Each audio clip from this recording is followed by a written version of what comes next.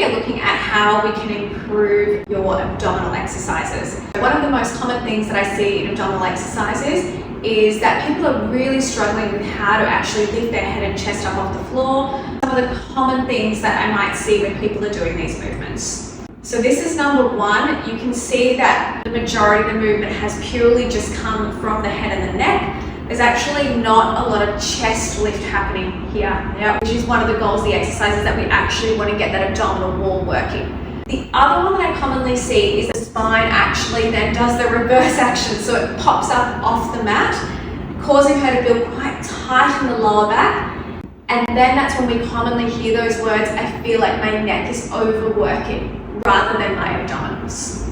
Now those two things are playing out in a really simple chest lift. As soon as we start to add in the legs to those movements, that can become quite problematic because you're adding in load to those exercises. So let's try a couple of things that we can do to help you out. Kayla really has to stretch this part of her back. We're going to think of the head staying really heavy in the hands.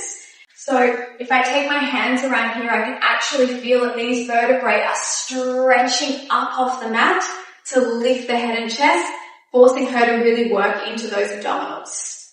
Already I can see now her abdominals are actually having to do the work to hold her.